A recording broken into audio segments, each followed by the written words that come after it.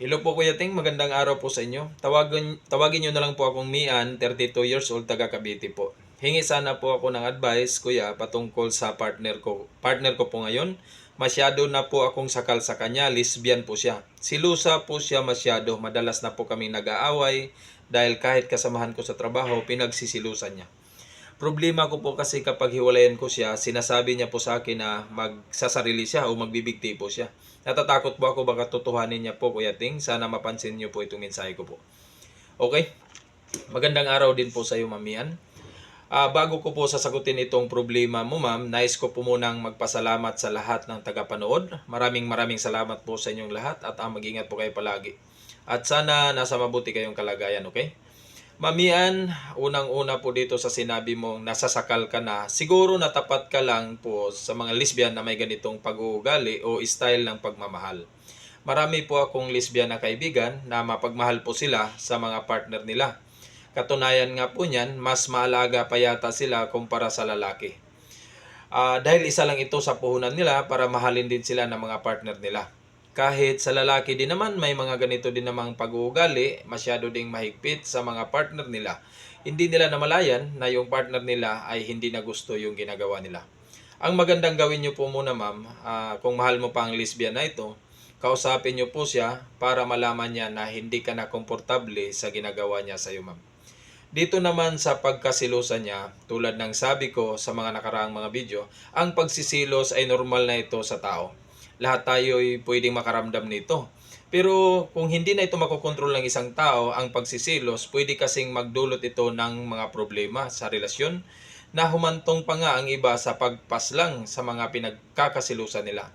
Dito ako hindi pabor sa partner mo. Kahit sabihin pa natin na kaya siya nagsisilos sa mga nakapaligid sa iyo o mga kaibigan mo dahil mahal na mahal ka niya at kaya siya nagsisilos dahil ayaw niyang mawala ka.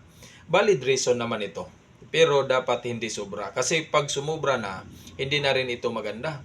Tulad ng reklamo mo ngayon, isa lang ito sa naging resulta na kapag ipagpatuloy pa niya ang sobrang pagkasilusa, magiging sanhi ito sa pagtuluyang paghihiwalay niyo dahil hindi mo na gusto ang ginagawa niya. Kaya kung sa tingin mo hindi na niya kayang makontrol ang sarili niya, may dahilan ka para iwanan mo siya. Sa part naman ng magbibigti siya kung hihiwalayan mo siya, yan ang sabi niya.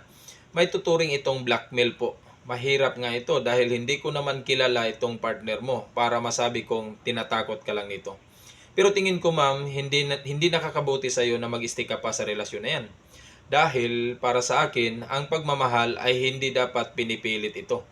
Dahil kusa itong binibigay ng tao doon sa partner nila. Hindi po pwede na kaya ka nag-stay sa relasyon na yan dahil takot ka na magpakamatay siya o kumbaga yung napipilitan ka lang mag-stay sa kanya dahil sa mga sinasabi niya. Ang ma-advise ko sa iyo, mamiyan, at pasensya na rin sa karelasyon mo, wala na pong dahilan na mag-stay ka pa dyan sa kanya. Para mapanatag ang loob mo, kausapin mo ang magulang sa taong ito at iparating mo sa kanila ang dahilan kung bakit makipaghiwalay ka na sa anak nila. Para mabigyan din siya ng gabay ng magulang niya o itong partner mo. At least sa pamamaraan na ito, maayos kang paghiwalay sa partner mo. Huwag ka lang magipaghiwalay sa kanya dahil may karelasyon ka ng iba. Baka nga mahirapan siyang tanggapin ito at gawin niya yung sinabi niya sa'yo. Kahit sabihin na natin na wala pa akong naririnig na mga lesbian na gumagawa nito ang pagkitil sa sariling buhay dahil lang sa babae. Pero huwag ka lang magpakampante dahil tulad ng sabi ko, hindi natin kilala yung partner mo. Sa pamamaraan na maayos na pagkikipaghiwalay at sa gabay ng magulang niya, baka maintindihan niya ito, okay? Sana makatulong po itong payo ko sa iyo, ma'am. Maraming salamat po at maraming salamat din sa tiwala. Paalam po.